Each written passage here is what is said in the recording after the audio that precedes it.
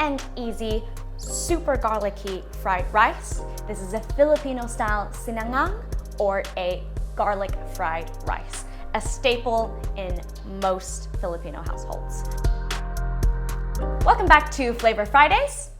For my Filipino garlic fried rice, first thing, of course, is I need to cook my rice. Now, fried rice is always best made with leftover white rice. However, that takes a little bit of either you cooked too much rice the previous day or a bit of planning. I'm going to show you the absorption method of cooking your rice, which means it's a 1-to-1 ratio of rice to liquid. So if it's 1 mug of white jasmine rice, then it's 1 mug of liquid. This applies to white varieties of rice, mainly maybe white basmati or white jasmine rice.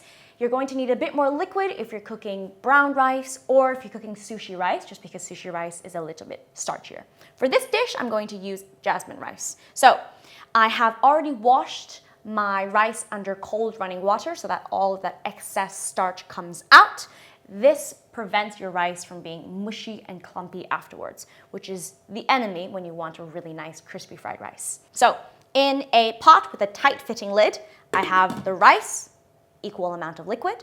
I'm going to bring it up to a boil on a high heat. Now, if you have a lid that doesn't properly fit onto the pot or there's a hole in the middle, just wrap the lid with a little bit of tin foil, and that prevents any of that excess steam from escaping. Once this pot comes up to a boil, I'm going to turn it immediately back down to a simmer.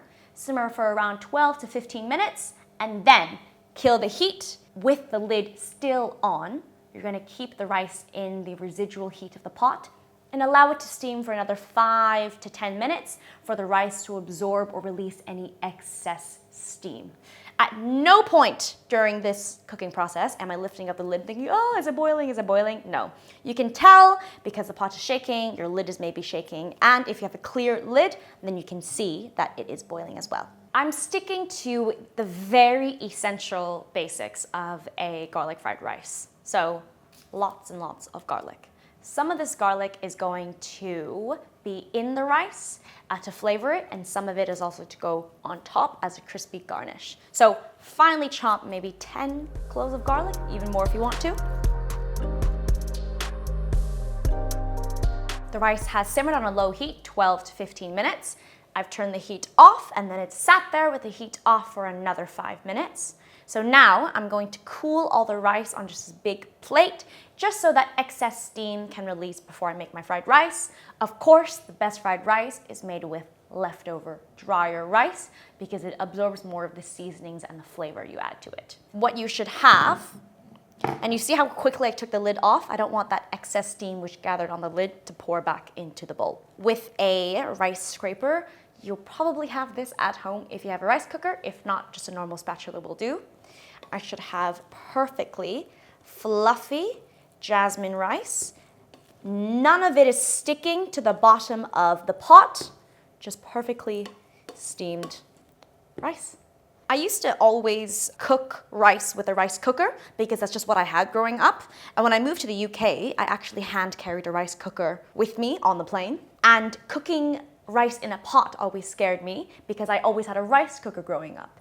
But I had to quickly learn how to cook rice with a pot because sometimes I would go to friends' houses or cooking here and I don't want to whip out the whole rice cooker because you have a really big one and it's actually super easy. So as you can see in the bottom of my pot, nothing is sticking. There's no brown bits, there's no crispy bits, perfectly steamed rice. Slightly different to a Chinese style wok fried rice. I'm using a wok as well, however, I'm actually going to slowly heat up the oil and the garlic to slowly almost shallow fry the garlic and infuse the oil with all that garlic flavor. I don't think I could have fit garlic and oil as many more times into that sentence as I just did. So I'm not turning it on to the highest heat, just a medium heat so that I can slowly brown off the garlic without burning it too quickly. Wok on a medium heat. Oil all around the sides of the wok, like normal, quite a bit because we're going to shallow fry all of the finely chopped garlic. And then starting with a cold wok, adding all of that garlic in. Make sure you keep the garlic moving just so some parts don't brown faster than others. And I'm using a slotted spoon because I'm actually going to take some bits of garlic out a bit later on and reserve it as a garnish. Now that I've got golden brown garlic, I'm going to take some out, reserve it as a garnish, drain off some of that excess oil, pop it to the side, and then I'm going to add in my rice. So push the garlic to the back as much as possible. Remember, I still got plenty of oil because I want to infuse the rice with that garlic oil, and then I'll add my rice in. So again, also different to a wok style fried rice, I'm actually going to slowly fry the rice off. Not slow like a risotto slow, but I want to slowly infuse that garlic flavor. I'm using my spatula to really break up any rice clumps in the wok. I'm going to season my rice with some salt and pepper. Final toss. Heat off.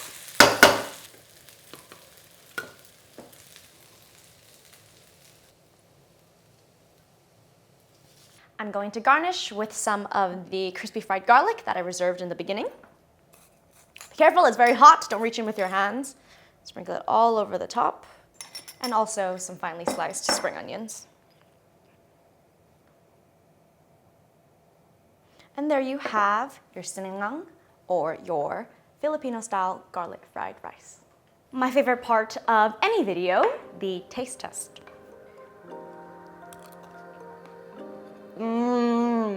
It is so uber garlicky, and it's as simple as salt and pepper. It doesn't even need anything more.